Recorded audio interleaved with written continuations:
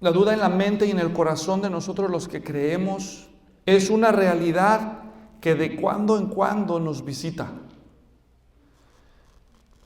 ¿Cómo afrontar la duda cuando asalta nuestros corazones? Esa es la pregunta que vamos a responder hoy. Y no es una experiencia extraña, es una realidad que atormenta más a algunos que a otros, pero en algún momento todos podemos ser, sorprendidos por las dudas. Por desgracia, algunos cuando llegan las dudas, en lugar de confrontarlas, las anidan dejándolas crecer. Otros, en lugar de acudir a Dios y a la palabra, buscan respuestas en los escépticos o en los esotéricos, y en lugar de resolver el problema lo hacen más grande. Hoy aprenderemos a lidiar bíblicamente con las dudas cuando surgen.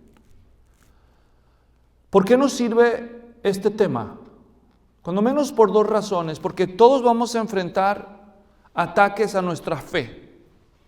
A veces el ataque va a venir de afuera. Vivimos en un mundo lleno de escepticismo, donde hay un desprecio cada vez más descarado por Jesucristo y las cosas de Dios. Así que a veces los ataques a nuestra fe vienen de afuera, de ellos, de un mundo escéptico, que dicen, eso ya pasó de moda y ya no necesitamos de esas cosas, podemos hacerlo sin necesidad de la religión.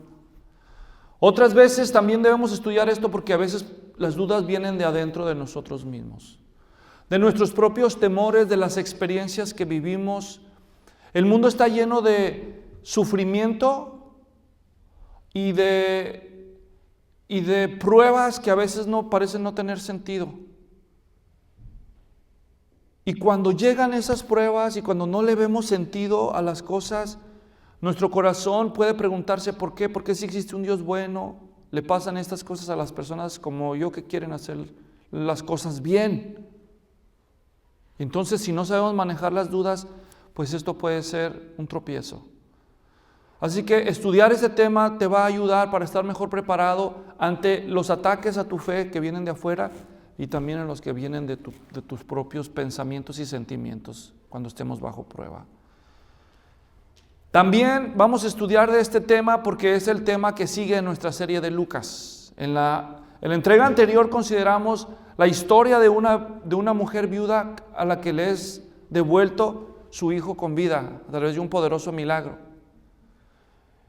Y el pasaje que a continuación nos ocupa en el Evangelio de Lucas va a presentarnos la historia de un hombre de fe, un hombre ejemplar, un hombre que Jesús elogia como uno de los más grandes en el reino de Dios.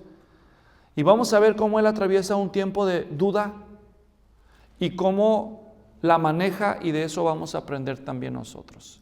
Así que vámonos a Lucas capítulo 7, por favor. Lucas capítulo 7, en los versículos 18 al 23. De hecho, desde el 18 hasta el versículo 35, todo tiene que ver en cierto modo con Juan el Bautista. Pero es evidente una transición del 23 al 24, así que nosotros nos vamos a ocupar hoy solo de los versículos 18 al 23. Y el título de este mensaje es Cuando llega la duda. Cuando llega la duda. Y mi objetivo principal es aquí darte consejos prácticos para saber cómo manejar la duda cuando llegue de una manera edificante. ¿Ok? El pasaje entonces en la Nueva Biblia de las Américas lee de la siguiente manera, Lucas 7, 18 al 23. Entonces los discípulos de Juan le informaron de todas estas cosas. Y llamando Juan a 2 de sus discípulos, los envió a preguntar al Señor: ¿eres tú el que ha de venir o esperamos a otro? Cuando los hombres llegaron a él, dijeron: Juan el Bautista nos ha enviado para que te preguntáramos: ¿eres tú el que ha de venir o esperamos a otro? En esa misma hora curó a muchos de enfermedades, aflicciones y malos espíritus, y a muchos ciegos les dio la vista. Entonces él les respondió: vayan y cuenten a Juan lo que han visto y oído. Los ciegos reciben la vista, los cojos andan, los leprosos quedan limpios, los sordos oyen, los muertos son resucitados, y a los pobres se les anuncia el evangelio. y bienaventurado es el que no se escandaliza de mí. Este relato tiene un pasaje paralelo en el Evangelio de Mateo en el capítulo 11 que es casi idéntico, salvo por una frase diferente en el versículo 2 de Mateo 11, todo lo demás es virtualmente idéntico. Ya mencionaremos esa diferencia a su momento. La historia tiene 3 partes.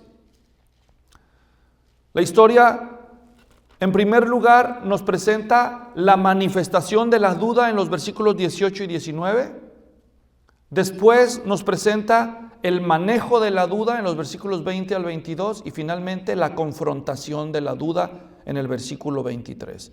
La manifestación, el manejo y la confrontación de la duda. Y el punto, el corazón de toda esta enseñanza, si yo lo dijera en una sola frase, sería este.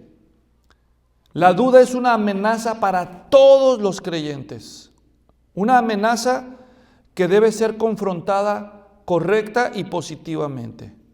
Así que empecemos con el primer punto, la manifestación de la duda, versículos 18 y 19. En esos primeros 2 versículos vamos a prestar atención a 2 situaciones, una diferente de la otra y cada una en uno de los versículos. La primera en el 18, donde llega una buena noticia, y la segunda en el versículo 19, donde se manifiesta una duda. Empezamos con la llegada de las buenas noticias, versículo 18, y ahí vamos a ver cómo los discípulos de Juan el Bautista llegan a visitarlo y le dan un reporte a Juan el Bautista. Le cuentan las grandes cosas que Jesús está haciendo. Observemos nuevamente cómo lo dice el texto, versículo 18. Entonces, los discípulos de Juan le informaron todas estas cosas. ¿Cuáles cosas? Pues las del contexto anterior.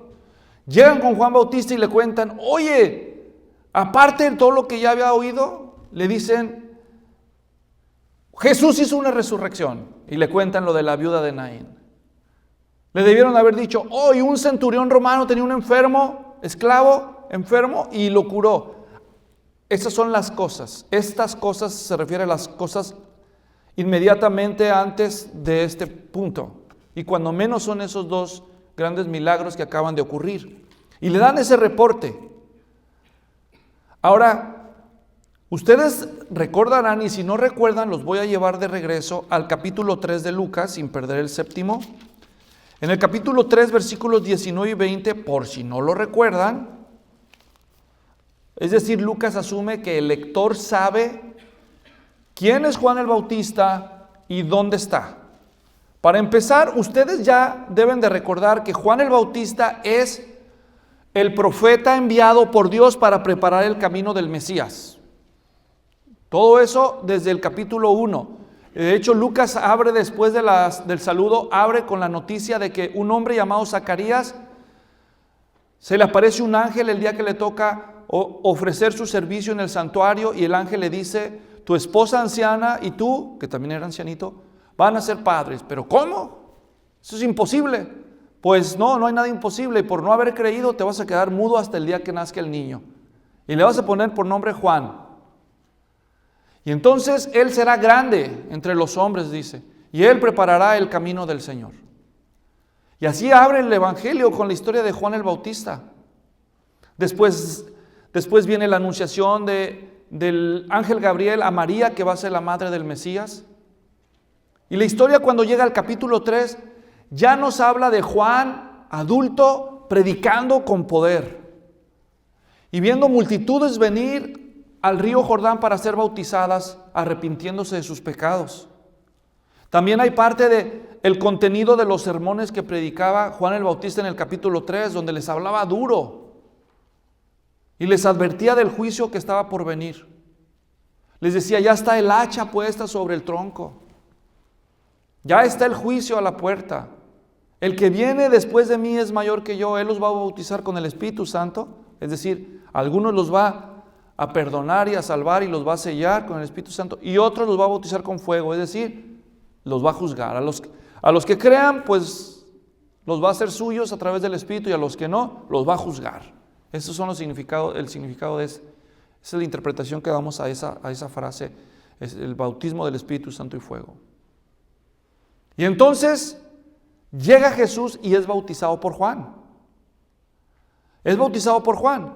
Pero Lucas en paréntesis nos da una anotación. Después del bautismo de Jesús algo sucede. Y en Lucas 3, 19 y 20 leemos estas palabras. Pero Herodes tetrarca, el tetrarca, siendo reprendido por él por causa de Herodías, mujer de su hermano, y por todas las maldades que Herodes había hecho, añadió además a todas ellas esta, que encerró a Juan en la cárcel. Herodes el Grande era el emperador de todo el país cuando Jesús nace, pero cuando muere Herodes el Grande, divide su país en 4 partes entre 4 de sus hijos. El término Herodes se convierte en el título de una dinastía. Así que todos los hijos de Herodes se terminaron llamando Herodes, bueno, no todos, pero la mayoría. Y luego algunos nietos también se llamaron Herodes. Entonces empieza esta dinastía de Herodes, y cuando muere Herodes el Grande, en el año más o menos, como en el año 4 antes de Cristo, muere.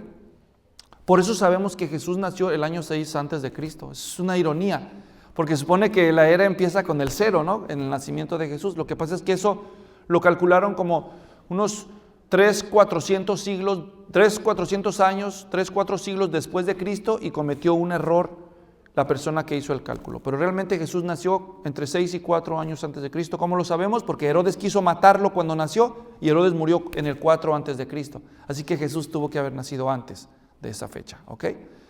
¿Y por qué decimos entre 4 y 6? Porque cuando Herodes da la orden de matar a los niños, dijo que mataran a todos los niños menores de 2 años. Lo cual nos indica que probablemente Jesús ya tenía 2 años cuando llegaron los magos del oriente. No llegaron ahí a los 3 días del nacimiento como nos la contaron, ¿verdad? Pero bueno, ese no es el tema. Regresando al tema, es que Juan Bautista es un personaje, un hombre de Dios y un hombre que mayormente anuncia juicio. ¿Están captando? ¿Cuál es el llamado de Juan Bautista? Arrepentimiento, porque si no te arrepientes, ¿qué viene? El juicio. Así que este es el profeta del juicio, de la justicia, ¿me entienden? Lean su mensaje con calma después y van a ver los consejos que él les da a los que se van arrepintiendo, a los recaudadores de impuestos, a los soldados romanos incluso que eran paganos y se convertían al mensaje de Juan. El mensaje de Juan siempre era el mismo: sean justos, no roben, conténtense con su salario, a nadie extorsionen. Es decir, el mensaje de Juan, mensaje de justicia. Así que cuando se topa con uno de los hijos del gran Herodes, entonces el reino de Herodes se parte en 4. Por eso se llamó tetrarquías, eso significa tetrarquía, la 4ª parte del territorio. Entonces uno de esos 4 era este Herodes Antipas. Yo creo que era muy antipático, ¿verdad? No es cierto que se llama Antipas así. La cosa es que este hombre, uno de sus 4 hermanos era uno que se llamó Felipe. Felipe se había casado con una mujer que se llamaba Salomé. Pero tuvieron problemas y Salomé y Felipe se dejan, y entonces Herodes Antipas agarra a Salomé como mujer, si se le podía llamar esposa. Entonces, siendo judíos, pues habían cometido adulterio, de acuerdo a la ley. El delicado y tierno Juan Bautista, cuando se topa con Herodes, le dice: no te es lícito tomar la mujer de tu hermano, eso es adulterio, arrepiéntete. Y como el rey era tan creyente, seguramente que lo tomó muy bien. Pues claro que no, ¿verdad? La tomó muy mal el rey, la tomó muy mal, pero le mostró respeto, porque era al fin de cuentas un político. Él sabía que tampoco le convenía ganarse el enojo de la multitud que respondía al mensaje de Juan. Así que lo toleró, pero la presión de Salomé fue tanta que un día finalmente lo mandó a arrestar y lo encerró. Y no creo que lo haya encerrado en un hotel de 5 estrellas, ¿verdad? Ya sabemos que las cárceles al estilo USA Today, pues son un invento reciente, porque nunca fueron así. Es lo peor que te podía pasar, terminar en la cárcel. Era algo horrible. Para el punto en el que acabamos de llegar en Lucas 7, ya más o menos calculan los estadistas de la Biblia que Jesús tiene 1 año ya predicando, es decir, que ha pasado un poco más de 1 año desde su bautismo. lo cual nos indica que probablemente Juan el Bautista ya lleva mucho tiempo encerrado, o sea, como un año. Entonces, allí está el contexto. Vienen 2 discípulos de Juan, pero no es que Juan estaba allí en la playa con una piña colada, ¿no? ¿Qué pasó, muchachos? No, que él está encerrado a pan y agua por un acto de injusticia. Y aquellos vienen y pues, se nota que le dan acceso a visitar al profeta y le dan el reporte, le van contando. Quiere decir que Juan estaba muy pendiente del desarrollo del ministerio de Jesús. Él había recibido la señal de Dios sobre el que tú veas descender una paloma, el Espíritu Santo en forma de paloma. Ese es el Mesías. Por eso te he enviado yo, para preparar su camino. Cuando eso ocurre en el bautismo de Jesús, inmediatamente Juan dice: Él es el Cordero de Dios que quita el pecado del mundo, del que yo les hablé. Más, no soy digno de desatar la correa de sus sandalias. Eso es lo que Juan dice públicamente de Jesús. Cuando Jesús llega a ser bautizado por Juan, Juan dice: tú bautízame a mí. No, ¿cómo te voy a bautizar yo a ti? Tú bautízame a mí, le dice Jesús. No, Juan, hagamos así porque así es necesario que se cumpla toda justicia. Otra vez, el mensaje de Juan es un mensaje de justicia, de la justicia de Dios. Pero ahora tiene un año en la cárcel y no hay justicia para él. ¿Ven la ironía? Él está encerrado de manera injusta.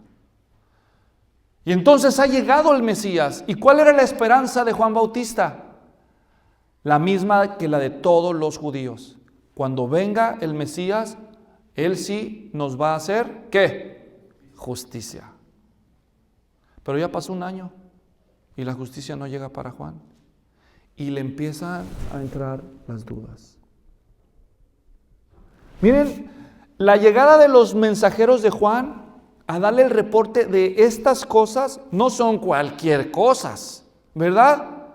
Son cosas muy grandes. ¿No creen que sería una cosa grande que empezaran a suceder milagros de sanidades de enfermedades mortales o incurables en nuestro medio? Resurrecciones. ¿No les parecería a ustedes una gran cosa? ¿Una buena noticia? Claro que sí. Pero Juan no lo ve como buenas noticias, por lo visto. Eran buenas noticias, pero no las interpreta Juan tan buenas. Por lo que dice en el versículo 19. Su reacción es inesperada para el lector. Estando en la cárcel, Juan de pronto responde como expresando sus dudas de que Jesús sea el Mesías. Observen el 19, dice: y llamando Juan a 2 de sus discípulos, los envió al Señor diciendo: ¿eres tú el que ha de venir o esperamos a otro? La frase el que ha de venir es una frase que se repite en Lucas varias veces, y no solo en Lucas, pero en otros evangelios, y básicamente significa el Mesías. Nada más observen un ejemplo de ellas. En Juan 11:27 dice: y ella le dijo: sí, Señor, yo he creído que tú eres el Cristo, el Hijo de Dios, el que viene al mundo. Entonces, para los judíos, el que ha de venir es el Mesías. Y Juan les dice a sus discípulos: a ver, ya, vengan. ¿Quién, yo? No, los 2. Ahora, ¿por qué llama Juan a 2? La ley decía que toda palabra constara en boca de 2 testigos. Esto va muy formal, esto no es accidental. Juan llama a 2. Dicen: yo no sé si es eso o no. Miren, nada más, qué duro. Miren, vayan con Jesús y háganle esta pregunta: ¿eres tú el que ha de venir? O sea, ¿eres tú el Mesías? ¿O esperamos a otro? Qué bárbaro, ¿no? Eso es lo que les manda a decir. Bueno, en otras palabras, Juan está preguntándose si Jesús es el verdadero Mesías. Para mí son palabras chocantes, al entenderlas bien. ¿Por qué Lucas y también Mateo, en el pasaje paralelo, quisieran incluir una historia como esta? Si podría ser contraproducente para el propósito de sus escritos. Porque ¿qué quieren lograr ellos con sus escritos? Que la gente crea, que la gente despeje sus dudas, ¿verdad? Pero aquí tenemos un hombre de Dios de ese calibre de Juan el Bautista? No estamos hablando de un Luis Florianillo, ¿verdad? Aquí estamos hablando de Juan el Bautista, que le entra la duda. Si esto le pasa a Juan, no, pues imagínense lo que podría pasarnos a nosotros. ¿Para qué meten esa historia los evangelistas? Para empezar, porque la historia es verdadera. Y esto a nosotros ya nos enseña algo. Los evangelistas estaban interesados en reportar la verdad, no en presentar maquilladas historias que ocultaban las debilidades de sus personajes. No, no es cierto. Miren, piénsenlo bien. Si todo lo de Jesús fuera un mito, ¿para qué meter este tipo de historias que no le ayudarían? La Biblia nos presenta a las personas tal y como fueron y las cosas como sucedieron. Segundo, ellos incluyen esta historia porque al final la historia va a confirmar con firmeza que Jesús es el Mesías, aunque Juan dudó por un momento. Y tercero, seguramente ellos incluyeron esa historia en sus escritos para exhortar a los lectores que puedan estar dudando de su fe. Que no se sientan tan mal, porque hasta Juan Bautista sufrió de dudas, ¿verdad? Pero también que aprendan a manejar bien sus dudas. En el pasaje paralelo, yo les dije, el pasaje paralelo está en Mateo 11, versículos 2 al 6, que es prácticamente idéntico, excepto en una frase. ¿Cuál frase? En Mateo 11:2, ustedes la van a percibir de inmediato. Le dejo para ustedes. Mateo 11:2, escuchen. Dice: al oír Juan en la cárcel de las obras de Cristo, aquí primero nos dice claro y directo Mateo, ¿dónde está Juan? ¿Dónde? En la cárcel. Y segundo, ¿cómo llama él a Jesús? ¿Cómo lo llamó? Cristo. Tal vez para ti eso es muy común para ti, que estás acostumbrado a llamar a Jesús Jesucristo. Pero recuerden que Mateo es judío y escribe su evangelio a los judíos, y los judíos en ese tiempo no creían que Jesús era el Cristo, lo estaban descubriendo apenas. ¿Entienden lo que digo? Pero aquí Mateo ya nos está diciendo de entrada, Jesús es el Cristo. ¿Me entienden? Aquí Juan patinó, de entrada. Vuelvo a leer. Y al oír Juan en la cárcel de las obras de Cristo, ¿qué está diciendo Mateo? Sí es Cristo, sí es Cristo. Pero cuando Juan lo oyó, dudó. Eso es lo que está diciendo Mateo. Pero yo no dudo, es más, es Cristo. De una vez se los digo. De esta manera, Mateo no deja lugar a dudas de que Jesús es el Mesías. Lo dice explícitamente. Aún con más relevancia es el hecho de que Mateo escribe a los judíos. Qué escandaloso habría sido para un judío que lucha con aceptar que Jesús es el Mesías, leer un versículo como ese, ¿verdad? De una vez ya Mateo dice que es el Cristo, Jesús de Nazaret. Entonces, evidentemente, lo que Juan experimenta es una duda. Yo leí, al final de preparar yo mi mensaje, consulté varios comentarios y algunos, es tan chocante el mensaje de Juan que algunos comentaristas se resisten a decir, no, Juan sí dudó. Pero los más expertos al final dicen, no, es imposible a la luz de lo que dice el texto que lo justifiquemos a Juan Bautista. Juan Bautista dudó. ¿Dudó? La pregunta que debemos hacernos entonces es, ¿por qué dudó? ¿Por qué un hombre del calibre de la fe de Juan Bautista, que no se dobló ante Herodes? Miren, para que Herodes lo dejara salir, fácil la tenía Juan. ¿Qué hubiera hecho Juan? Perdón, me metí en lo que no debía. Discúlpeme, señora. Y con eso a lo mejor lo sueltan. Si lleva tanto tiempo en la cárcel y no lo sueltan, ¿qué nos dice eso? Que no me arrepiento de lo que les dije. Es ser un hombre de pantalones para sostener la verdad de Dios, para denunciar el pecado. Entonces, ¿por qué dudó Juan? Y yo, al analizar el pasaje, observo 3 causas que probablemente explican las dudas de Juan. Juan duda por 3 razones, según yo, y ahorita voy a tratar de defender mi opinión con la verdad, con el texto. En primer lugar, él duda por las intensas pruebas. 3 condiciones que abren la puerta a la duda. Número 1, las pruebas intensas y prolongadas de los justos entre comillas. Número 2, las deficiencias teológicas. ¿Por qué entran las dudas en los creyentes? Por las pruebas, cuando arrecian las pruebas. Especialmente cuando arrecian las pruebas a las personas que han sido justas en términos humanos. Segundo, por deficiencias teológicas, cuando no entiendes bien tú la verdad de Dios. Y en tercer lugar, por patrones de pensamiento pesimistas. Ahora voy a explicar cada una de estas razones que yo adjudico a Juan para explicar sus dudas. Número 1, las pruebas que él vivió. Juan está bajo una fuerte prueba injusta. Ha sido encarcelado a pesar de que él es un siervo fiel. Él ha servido a Dios desde niño. Él ha sido un hombre de integridad. Quizás al igual que Job, aquel personaje del Antiguo Testamento, quizás al igual que él, probablemente Juan se siente consternado. ¿Por qué sufre tanto sin causa? La fe de cualquiera es refinada por el fuego de la prueba. De hecho, las pruebas, hermanos, son intencionalmente parte del plan de Dios para pulir tu fe. El que comenzó la buena obra la va a perfeccionar.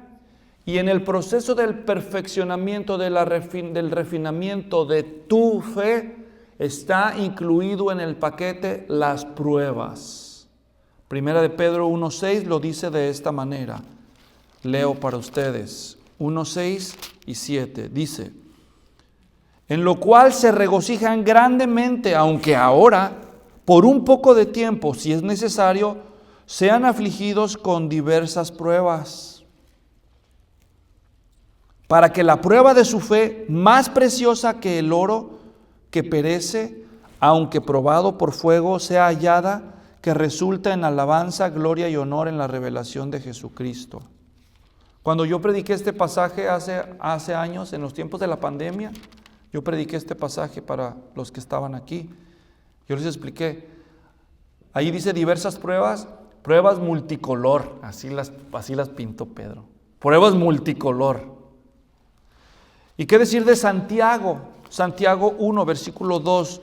Tengan por sumo gozo, hermanos míos, en que se hallen en diversas pruebas, sabiendo que la prueba de su fe produce paciencia, y que la paciencia tenga su obra completa, dice.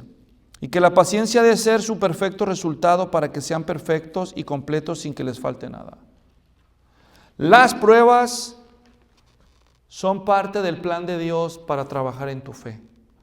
No es que Dios esté en tu contra, Dios está a tu favor y por eso manda pruebas. La duda siempre será una tentación en medio de la prueba del creyente. Yo puse a revisar y casi no pude encontrar un personaje de la Biblia, salvo nuestro Señor Jesucristo, un personaje de la Biblia no encontré que no haya tenido en algún momento de su historia alguna duda. Solo por citar algunos ejemplos que recordé al preparar esta mensaje. Miren, Abraham, el padre de la fe, así lo llaman, el padre de la fe, el padre de la fe. Cuando llega a Egipto, según Génesis capítulo 12, versículo 3, duda de que Dios lo va a proteger, por lo cual miente acerca de su esposa. Dile que eres mi hermana. Pero no solo en esa ocasión, años después, luego se mueve a otro país que se llamaba Gerar. Y cuando llega a Gerar, vuelve a hacer lo mismo, Génesis 22. Su hijo Isaac, la misma historia, Génesis 26:7. Tiene miedo, duda de que Dios lo va a guardar y le dice a su esposa, di que eres mi hermana. Aprendió bien la lección. Qué bonita familia, decía el Pompín, qué bonita familia, ¿verdad? Y luego, Moisés, ¿qué decir de Moisés? ¿Se acuerdan? Cuando ve la están viendo y Dios lo llama y le dice, ve porque voy a sacar a mi pueblo de Egipto. Y en Éxodo 4:1, ¿qué dice Moisés? Dice, no me van a creer, no me van a creer, mejor manda otro porque no me van a creer. No cree que Dios lo va a respaldar. David oyó al profeta Samuel decirle, tú vas a ser el siguiente rey de Israel, derrama aceite sobre su cabeza, lo unge como rey. Pero cuando pasa el tiempo y el rey Saúl lo empieza a perseguir para matarlo, llega un punto en que David se desanima tanto que decide huir del país. Y va y se refugia allá con los filisteos, David. Y en 1 de Samuel 21:13 dice que cuando los filisteos saben que David está entre ellos y dicen, ¿no es este el que mató al gigante? ¿No es este el que mató a Goliat? A ver, tráiganlo. Y dice que cuando lo llevan a David ante el rey de los filisteos, ¿alguno de ustedes conocen la historia? Dice que empieza a actuar como si estuviera loco. Y dice que la saliva le escurría por la barba. Y dijo el rey, ¿me faltan locos para que me traigan a este? Sáquenlo de aquí. Imagínense hasta qué punto. O sea, él dijo, Dios ya se olvidó de mí, que la promesa, que el ungido, olvídate, si yo no le hago de loco aquí me mata este. Y ahí se acaba. Y duda David. ¿Quién de ustedes le haría de loco? ¿Verdad? No, pastor, no se lleve. Ok. Nuevo Testamento. Digo, tiempo me falta para seguirles recordando historias. Nuevo Testamento. Pedro. Si eres tú, Señor, ¿se acuerdan de aquella historia? Si eres tú, Señor, di que yo camine sobre el agua, porque Jesús venía caminando sobre el mar. ¿Se acuerdan de la historia? Si eres tú, a ver, di que camine sobre el agua. Pues vente. Y dice que sale de la lancha, ¿verdad? ¿Se acuerdan de esa? Y ya iba caminando acá bien. Dice, pero que empieza a ver lo fuerte del viento y de la lluvia y de la tempestad. Y entonces, ¿qué? Empieza a hundirse, ¿verdad? ¿Qué pasó? Ya cuando vio el rigor, se le acaba la fe. Jesús lo rescata y le hace un reproche. ¿Qué le dijo? Hombre de poca fe, ¿por qué dudaste? Y ya no se diga ante la cruz de Jesús, cuando lo arrestan, ¿verdad? Y ahí en la casa del sumo sacerdote le dicen, tú también andabas con él. ¿Qué dijo? No, yo ni lo conozco. Duda.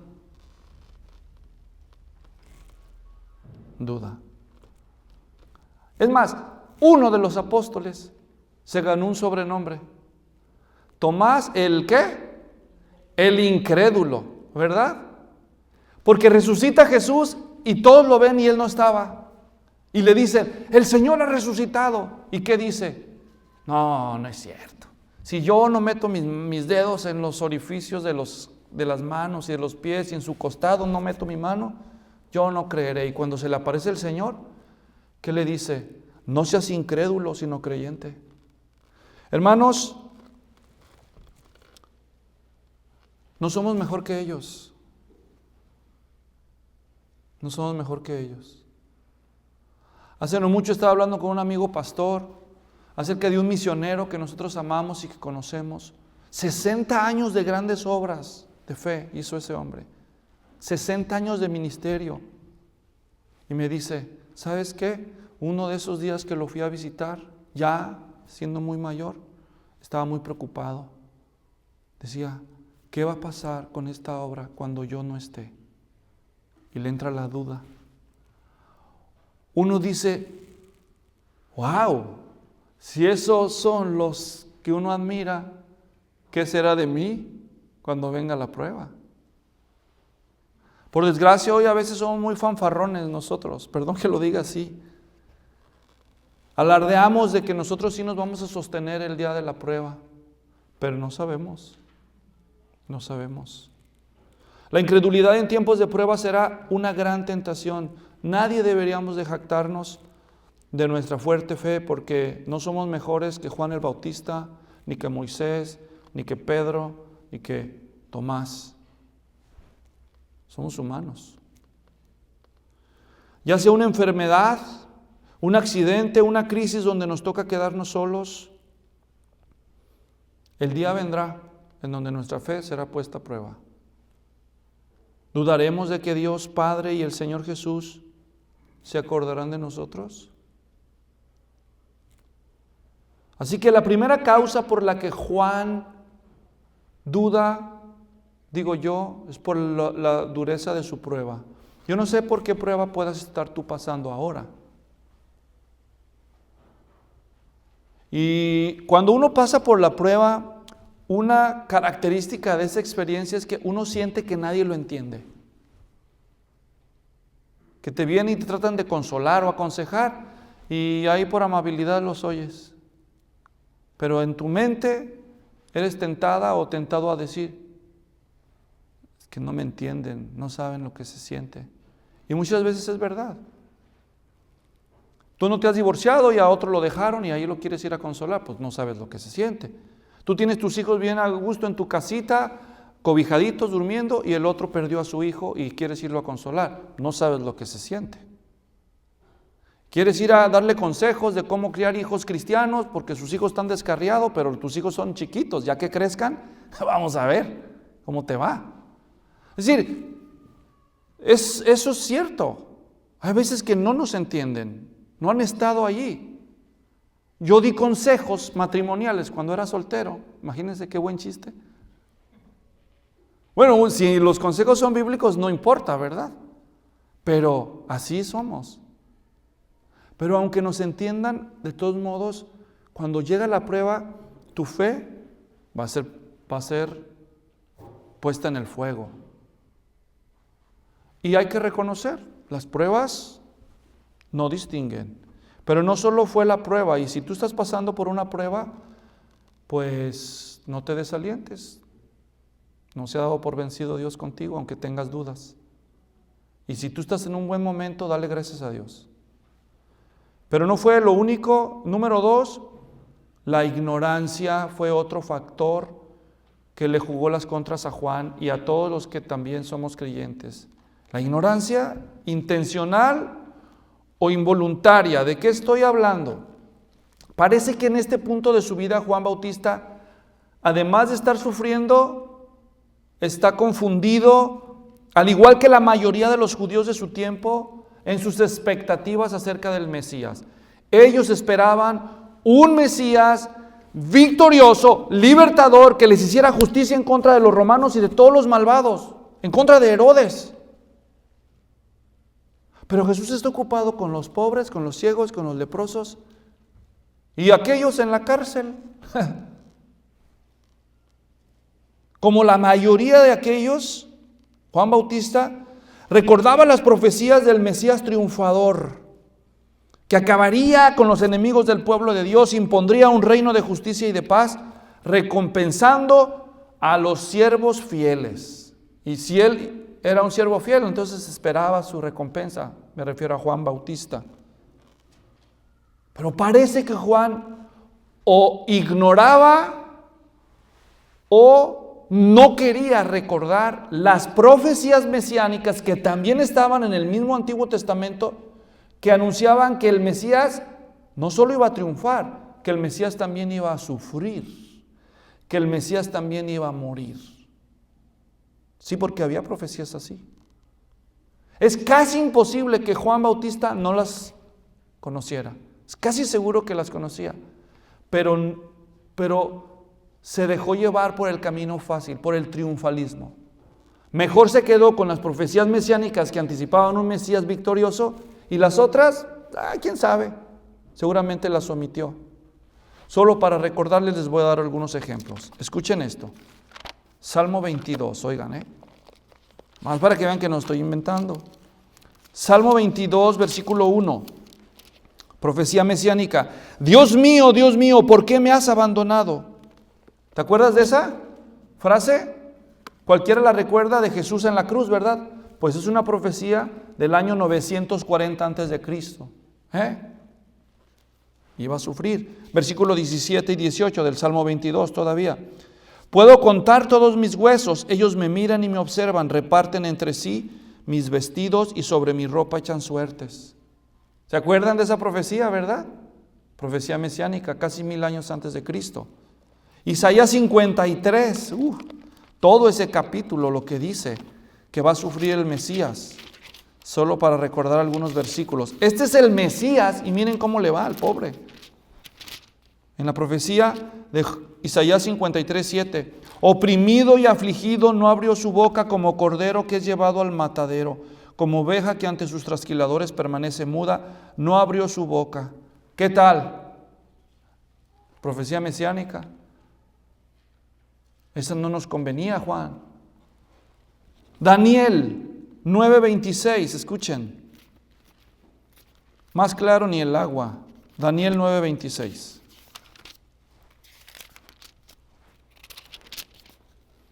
Después de las 62 semanas, el Mesías será muerto y no tendrá nada. Ay, ¿más claro?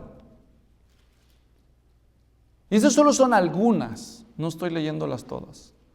Así que había muchas profecías del Antiguo Testamento que de veras decían que el Mesías también iba a sufrir, que no solo iba a venir a triunfar. Entonces Juan se aferra a las profecías positivas para su situación, pero no le estaba dando resultados. Porque Jesús, ya lleva un año Juan en la cárcel y no ve que Jesús empiece medidas revolucionarias contra los romanos. Hasta les cura a los esclavos. Por eso para él no fueron buenas noticias. Son malas, ¿verdad? Por eso. Esto es el mal que yo llamo la teología fragmentada y triunfalista. Teología quiere decir, ¿cómo entiendes tú a Dios? Fragmentada, es decir, lo que te conviene de la verdad, venga chepa acá. Lo que no, no, ¿verdad? Teología fragmentada y triunfalista. Declaro bendición, declaro victoria. Pues estás en bancarrota, mi cuate. Pero yo declaro, no declares negativo, declara positivo.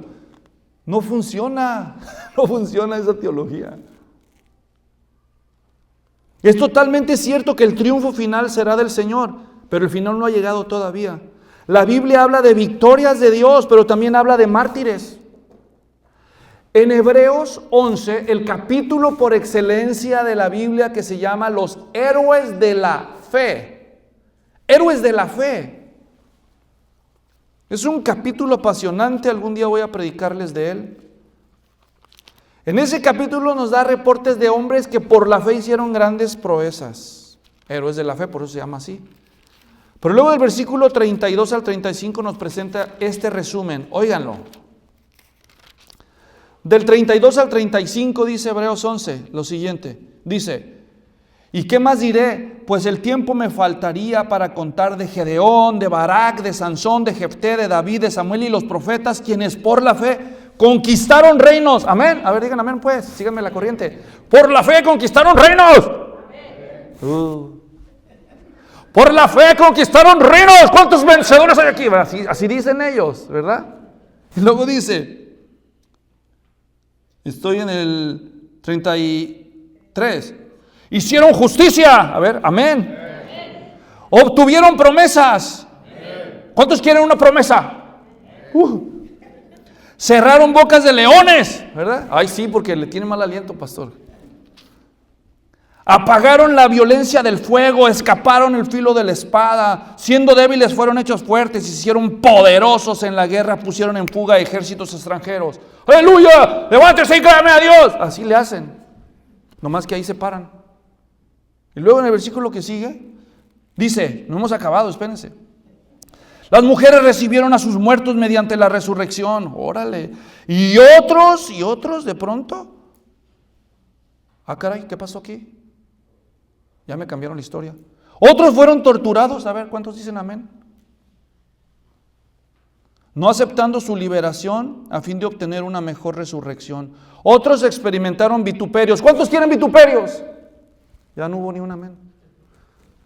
Azotes. ¿Algún azote aquí? ¿Alguien quiere algunos azotes? Se los damos gratis. ¿No?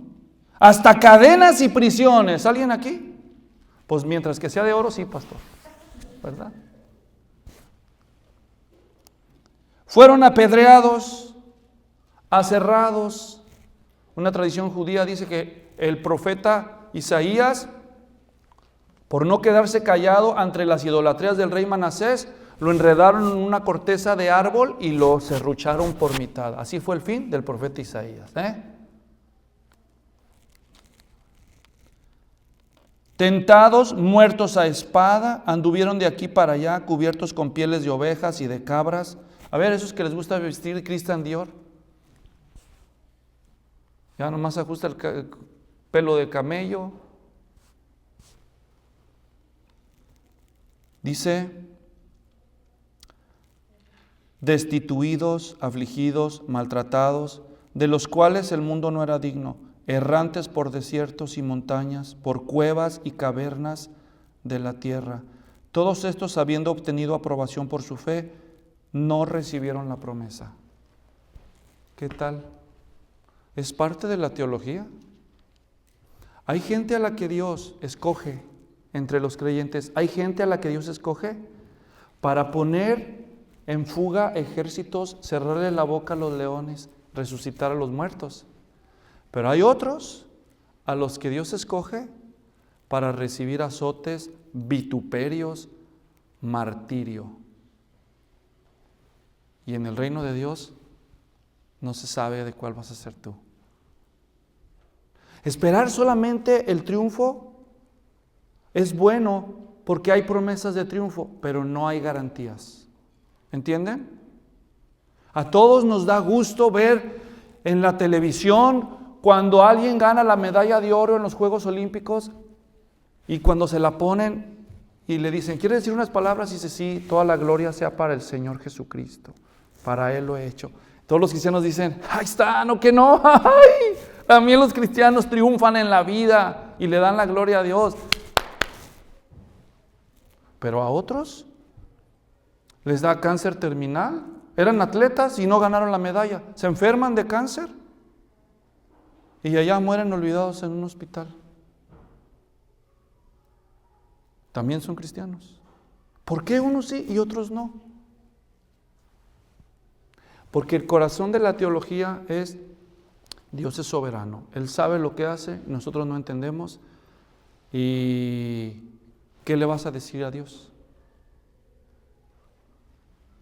Y Juan tiene que lidiar con esa realidad y no es el único. ¿Acaso Dios se olvidó de estos de Hebreos? No, miren, no se olvidó de ellos porque aquí están sus nombres registrados en el libro, en el cuadro de honor. ¿O no te gustaría que tu nombre apareciera en este libro? No fueron olvidados, pero sufrieron. ¿Ves? Por eso te animo a que estudies la verdad. Estudia la verdad de Dios reconociendo que Él es soberano y que no nos garantiza la victoria en esta vida. Pero eso no debe aminorar nuestra fe en su poder y la esperanza de que nos atenderá en la angustia. Y si no lo hace, ¿dudaremos de Cristo? Y por último, las dudas de Juan fueron causadas no solamente por las pruebas, por su mala teología, por ignorar bien la verdad de Dios, también por su pesimismo. ¿Pesimismo? Un tercer factor que pudo haber influido en Juan para dudar fue una mentalidad pesimista. Hermanos, el pesimismo es una anomalía del pensamiento donde separamos lo bueno de lo malo, ignoramos lo bueno, magnificamos lo malo. El pesimismo es mala memoria selectiva. Las profecías mesiánicas del Antiguo Testamento no era lo único que Juan había recibido de testimonio acerca de que Jesús iba a ser el Mesías. Dios, además de las profecías, le dio muchas señales de confirmación a Juan. Piensen en estas.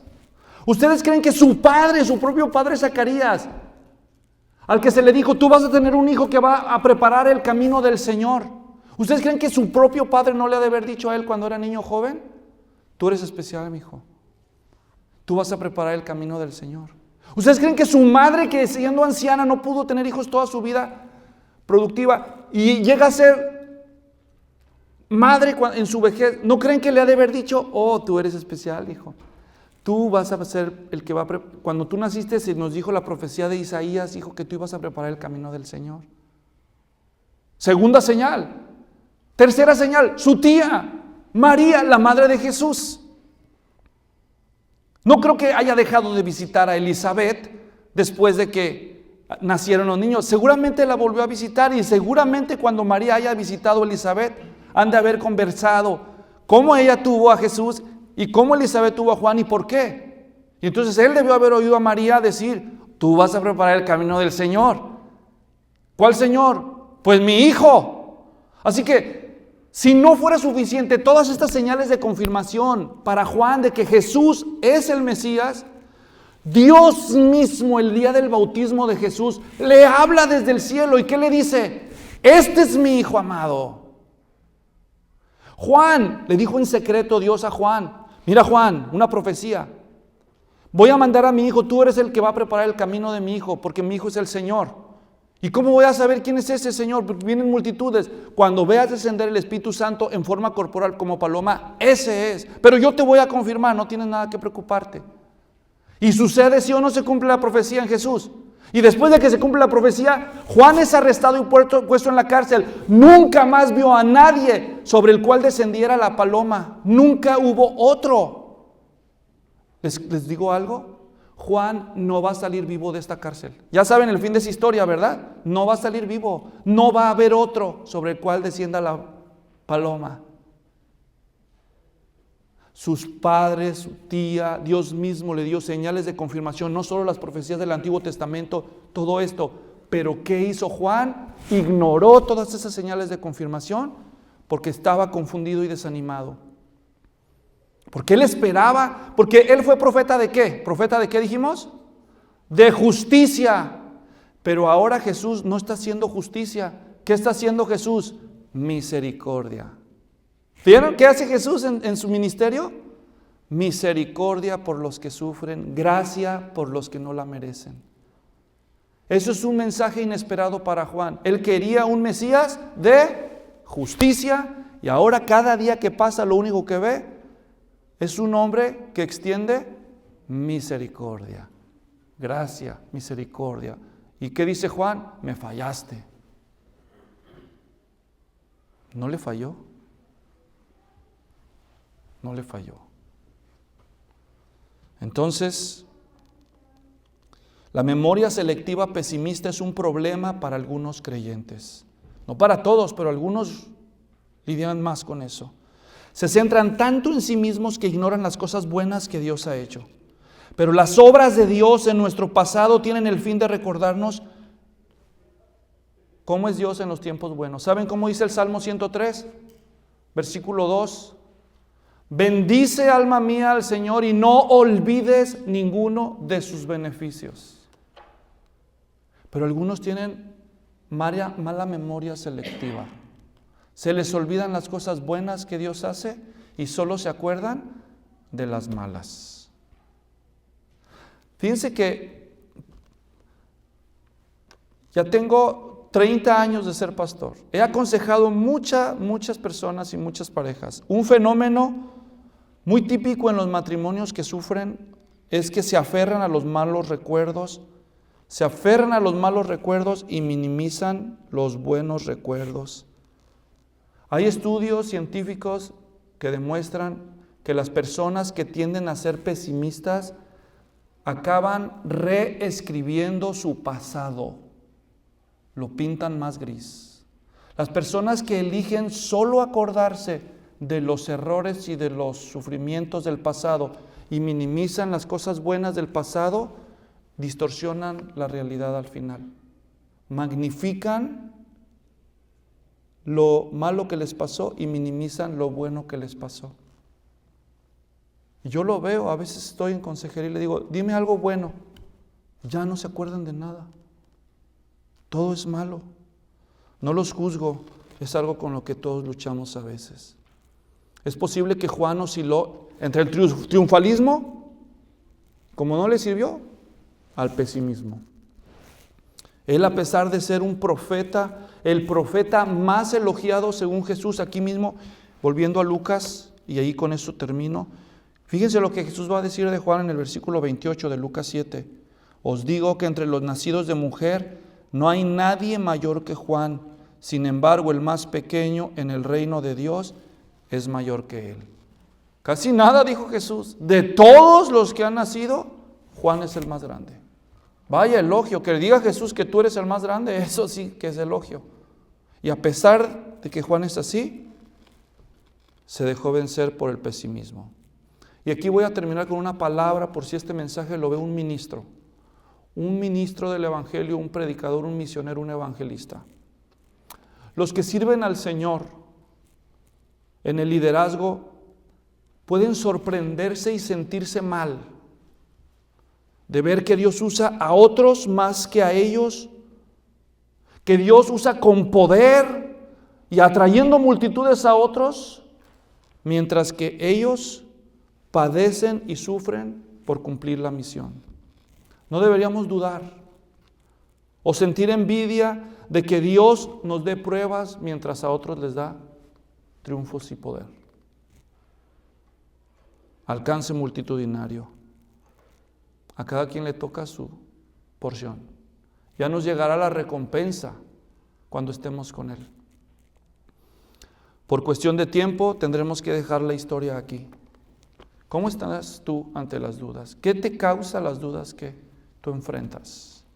Y si no tienes dudas, demos gracias a Dios.